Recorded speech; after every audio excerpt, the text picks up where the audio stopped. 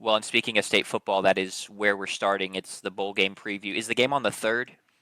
Friday, which Second. is Friday, the 2nd. I apologize. The game's on the 2nd. It's the Duke's Mayo Bowl. We hope to see Jeff Lebby doused in mayo at the end of the game. It would mean a successful bowl game as our Mississippi State Bulldogs face off against Wake Forest in once again the Duke's Mayo Bowl. State's favored by 3.5. It's the night game.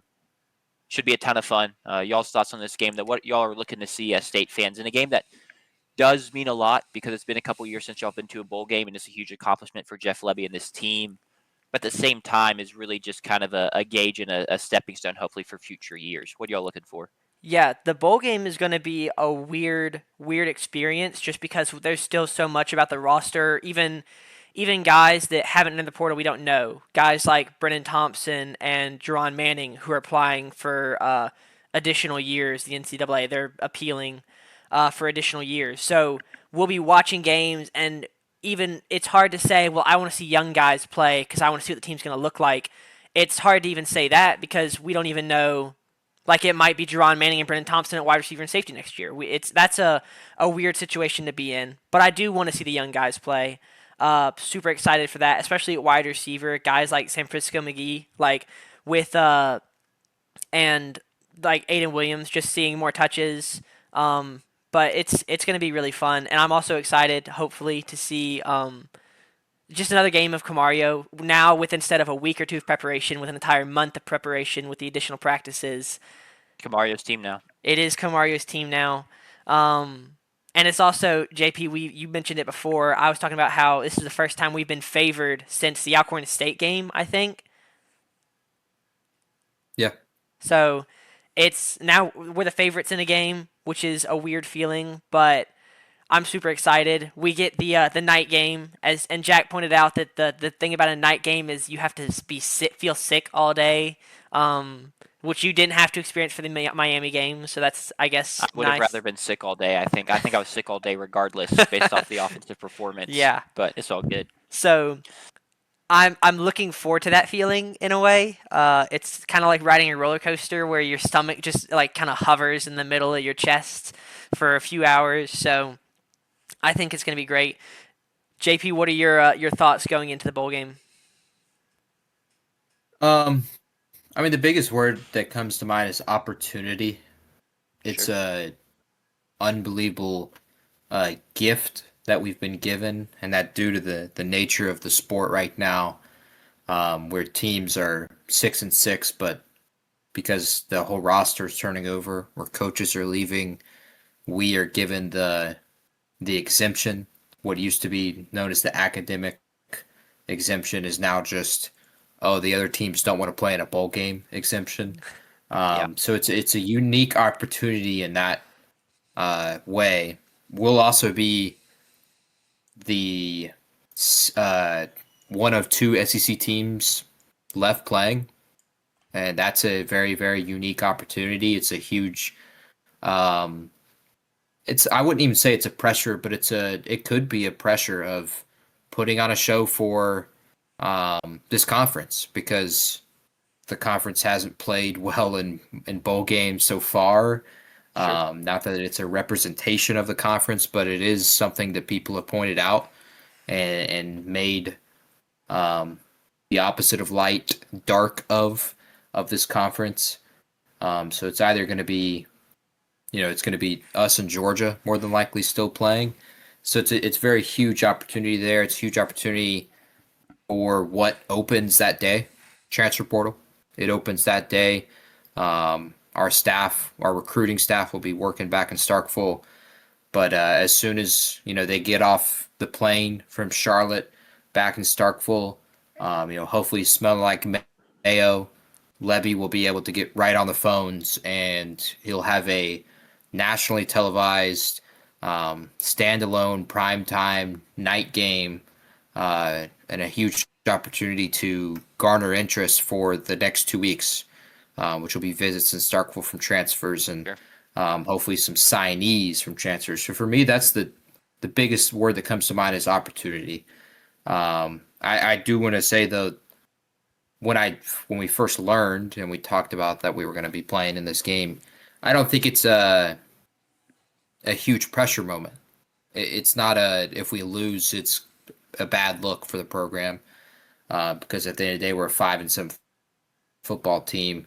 If Camario puts on a few more big time plays like he did in the Egg Bowl, then it's still going to garner interest. It's just Sure. there's a huge opportunity to garner so much more interest in this program going forward, and I can't wait for that opportunity. I'm personally I'm not going to be sick all day. Um, it's a bowl game that has honestly no pressure on it.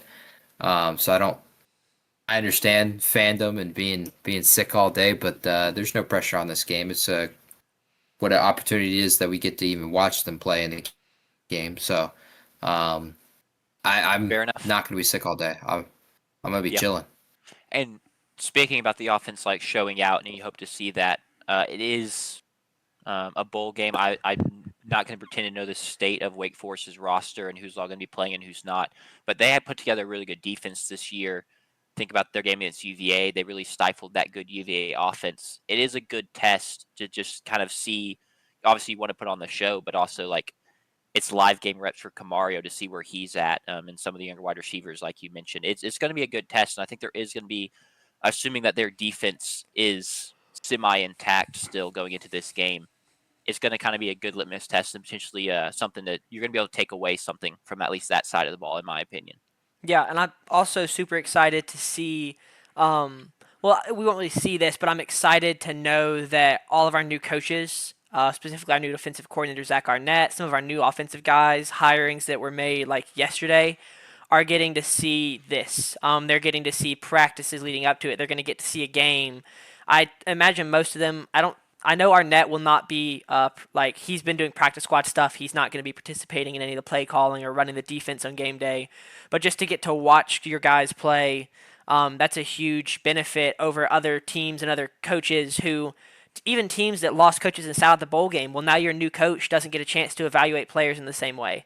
This is a really great opportunity for all of the new guys that we brought in. And I saw something like we are up to I think over half a dozen hires at this point, coaching hires, and so all these guys are getting hands-on time with players and practices, which is really exciting and is going to be hopefully helpful as we kind of decide who are priorities to keep on the roster, where some of the bigger holes are that need to be filled.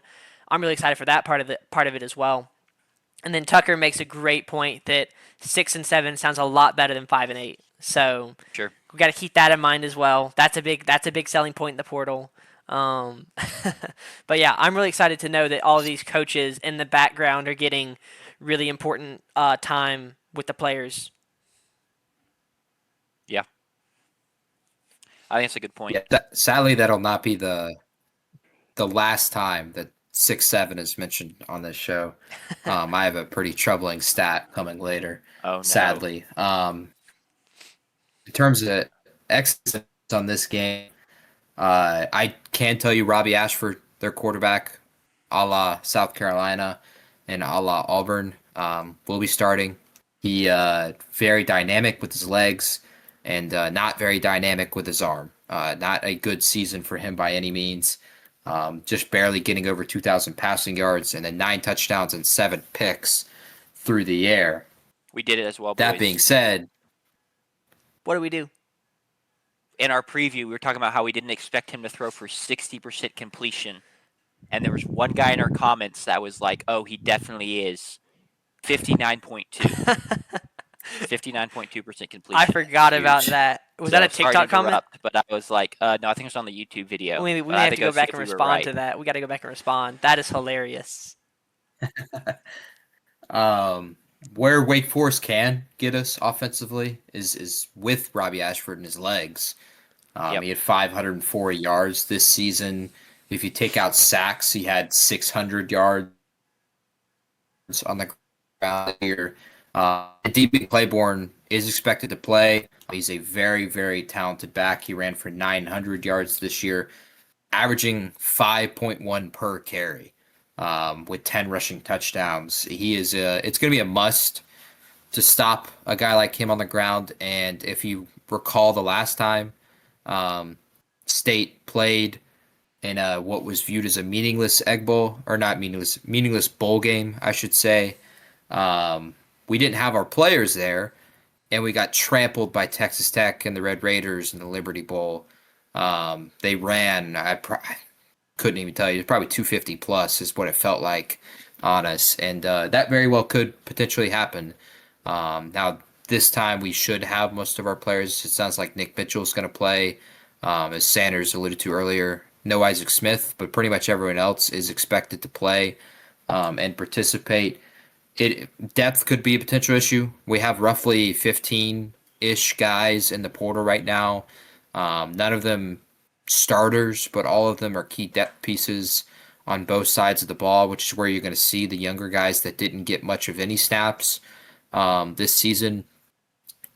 I mean, correct me if I'm wrong, but I'm pretty sure bowl games don't count towards your red shirt like games played, and so you could see guys that were redshirted this season potentially taking snaps, critical snaps in this game.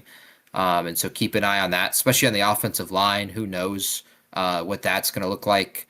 I know like Javon James is in the portal, so that's a guy who's played critical snaps for us. So keep an eye on that. For us offensively, it's as Sanders said. I think that's the one thing I'm really, really curious about, and to look ahead towards next season as well. Is it is a if we're gonna do what much of the fan base wants us to do, which is much of the fan base for whatever reason wants Mississippi State to win a national championship and expects that at some point in their lifetime, then Lebby is going to have to show that he is really, really good at being able to prepare for a game when you have a full month to prepare for it. Because that's what a lot of these playoff teams are going to show on New Year's Eve and New Year's Day is what their preparation looks like over 2 to 3 weeks. And even the best of teams, it can pop you in the mouth. You think of Georgia last year with Gunnar Stockton getting his first career start in the Sugar Bowl, and they got popped in the mouth by Notre Dame. Now, Wake Forest doesn't play a week before they play this game, but it is a Camario taking his second official start. A lot of new guys taking critical snaps, expect mistakes there. And I think for me, that's a huge thing, X's and O's wise. I'm curious to see what Lebby's got in the tank when he's got a full month to prepare for a team and for a specific game. Bowl games are always full of trick plays. Where does Jeff Lebby's creative mind go there? That's something to potentially look at. He pulled a few of those this year already. You think of like the Blake Shapen and Camario Taylor dual sets, one of which Camario threw a touchdown against Alcorn State with. Those are all things to potentially look at and be excited for. That's something if you look for something I'm like really excited to see is how creative does Lebby get in a few trick plays, because those are always fun. Those are never not fun, and they're never not demoralizing when it occurs against you.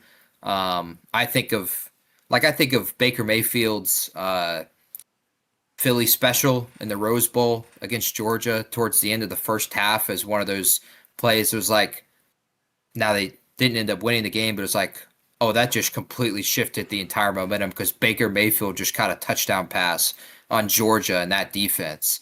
That's incredible. Will we see Camario catch a touchdown pass? He's the hell of an athlete. I mean, he's one of our biggest players out there on the field. I'm sure he could moss somebody. I want to see where Lebby's creative mind goes there. Oh, yeah. He could go Bo Nix. Bo Nix did it last year. He mossed someone in a critical game last year. So those are the two things I'm looking at, X's and O's for State, is how does Lebby look with a month of preparation, and how creative does he get? And his trick plays is one of it, but also setup plays, gadget plays. Something like A&M did against Miami, which unfortunately they didn't capitalize on. But so much of the short passes and the running it early to set up the deep shot later. How does Lebby take advantage of that in this game? Sure. Well, I think we've kind of laid out what we expect and what to look for in this game. So let's just go ahead and pick it real quick, and then we can move on. Mentioned it before. Mississippi State's favored by 3.5. I'm gonna pick Mississippi State to win. Got to trust in Camario. I think the offense will be able to get it done. It's not gonna be a crazy high scoring game. I do legitimately think this is a pretty good Wake Forest defense. Is this your Maybe race a to 20 20. game, Jack? No, maybe like a 24-20 game, something like that. 27-21. Um, in that range. But I'm excited to see Kamario go out there and play. He's infinitely more exciting than Blake Shapen. I don't even know if I'd watch this game. I'm gonna be honest. If Blake Shapen was still starting at quarterback, but yeah, I love how Jack dove in when he's in last place currently in the pick'em. I'll go ahead and go next because I just know we're all picking state. We're all picking state, so it doesn't matter. Oh, that's true. That's true. JP, can I go and put you down for state too while I'm editing the notes? He's frozen. Look at that Frozen. smile. That is so scary. All right, there we go. There we go. There we go. He's Bro, back. that was lagging on mine. Oh, we're good. We're good. yeah. So Yeah, who we're good. who You're you back. going? Are you gonna go state as well? I assume. Look, Wake Forest, their two best wins this year were in huge defensive slugfest. The win at Virginia against the backup quarterback, 16-9, and then the season opener, a 10-9 victory against the conference champion in Kennesaw State, where the only reason that game didn't go to overtime is because KSU missed an extra point. So I think if Wake Forest were to win this game, the scores are in the teens. Yeah. I don't expect State to score in the teens. That's just not what Levy wants to be. That's not his MO. So I think the Dogs win and give me State by 10. Cool. Well, I'll also be picking state. I feel very very excited about this game, and maybe what did I say earlier? Nauseous is not the word. Maybe giddy, but also just like the anticipation. The anticipation at this point, we're up to weeks. And so come game day will have been several weeks, which just makes it, yeah, it just kind of builds up in you. So maybe the nauseousness is not on nervousness. It's more just like I'm just ready to watch Mississippi State football again. I'm ready to see our guys. It's also fun because like will be the fifth game I've gotten to watch on television. Because I worked all the home games, so it's kind of a rare opportunity for me. So like I'll be at home in my New Jersey, watching on television, which is exciting. Getting to kind of see a different angle and not have to focus as much on work as I do get to just the game.